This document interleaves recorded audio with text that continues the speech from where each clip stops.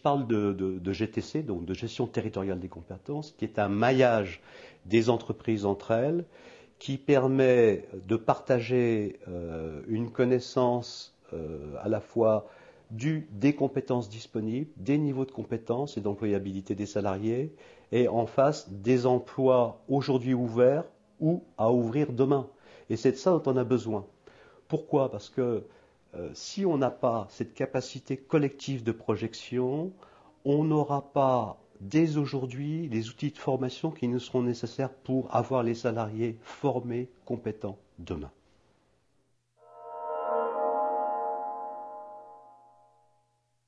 On peut organiser des formations et répondre à un certain nombre de besoins de professionnalisation, à la fois dans notre secteur particulier, ne serait-ce qu'au poste de travail, on a besoin de professionnaliser nos opérateurs et surtout nos opérateurs. Et puis, c'est aussi une occasion pour eux de découvrir qu'ils ont des talents et que le monde n'est pas limité au seul périmètre de coupeurs standard, mais qu'à l'extérieur, il y a aussi des entreprises qui peuvent les employer et dans lesquelles ils peuvent s'employer. Donc on a développé aujourd'hui, dans le cadre du plan de volontariat, tout un tas de dispositions, dont la suspension du contrat de travail qui permet à nos salariés, avec retour si nécessaire, d'aller s'employer ailleurs, ce qu'un certain nombre font aujourd'hui. Nous les formons, nous les préparons, et si la période d'essai est positive et après clôture de la procédure de PSE, on les lâche, sinon ils reviennent.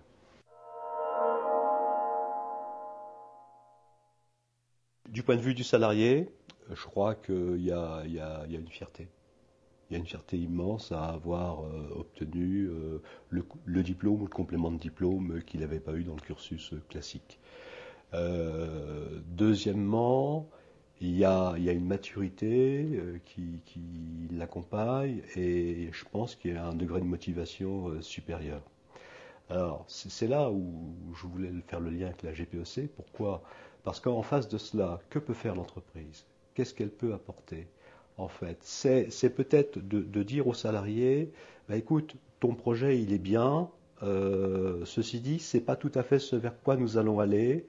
Donc, est-ce que tu serais d'accord pour faire une inflexion? Parce que à ce moment-là, nous, on a en interne la réponse qui va bien par rapport à ta problématique. Voilà le genre de choses qu'on peut avoir. Et là, ça fait directement appel à l'entretien professionnel. Et c'est le deuxième complément à la VAE, c'est qu'il ne peut pas y avoir de formation en réponse à la fois aux besoins des salariés et aux besoins de l'entreprise s'il n'y a pas cette rencontre un peu unique, une fois tous les 2 ans, entre un patron et ses collaborateurs pour faire le point, là où on en est, qu'est-ce qu'on aimerait faire, qu'est-ce qui marche pas. On a ça sur les objectifs, c'est très classique. On ne l'a pas sur le développement personnel. Et si nous ne savons pas aider nos salariés à se développer sur le plan des compétences, nous loupons quelque chose.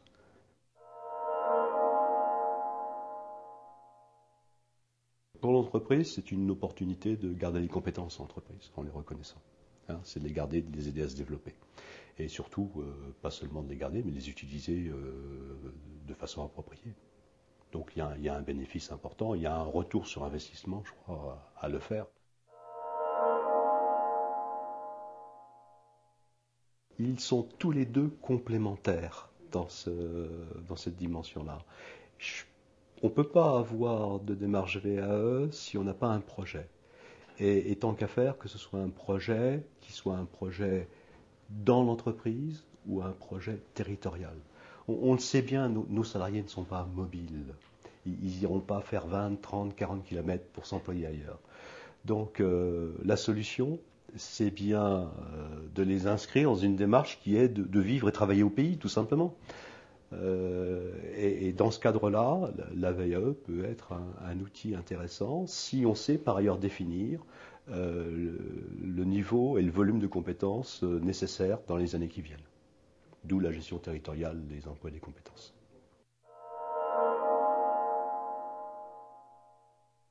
On a plusieurs partenaires identifiés au niveau territorial avec lesquels on travaille déjà. On a commencé bien en amont à travailler, qui sont tout naturellement Pôle emploi, la Maison de l'Emploi et de la Formation, donc, qui était en accompagnement des contrats de transition professionnelle sur le pays de Vitré, qui était un pays expérimental en la matière. On a également notre fonds d'assurance formation, AGFOS PME, qui fait partie de nos interlocuteurs. Et puis on a aujourd'hui comme interlocuteur l'ensemble des interlocuteurs qui sont au niveau du département et de la région dans le cadre de la déclinaison de la charte automobile. Donc ce sont tous ces interlocuteurs, tous ces moyens-là que nous mobilisons aujourd'hui au service de nos salariés pour essayer de trouver des solutions.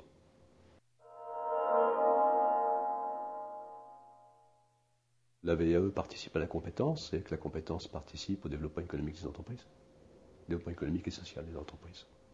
Parce que je dis économique, parce que naturellement, il y a une compétence que je vais pouvoir utiliser correctement, utiliser dans le bon sens du terme, bien sûr, et social, parce que c'est le résultat d'un dialogue réussi entre responsables et collaborateurs, entre l'entreprise et l'ensemble de ses salariés. Donc si on a réussi à faire naître cela, on a amélioré le dialogue social.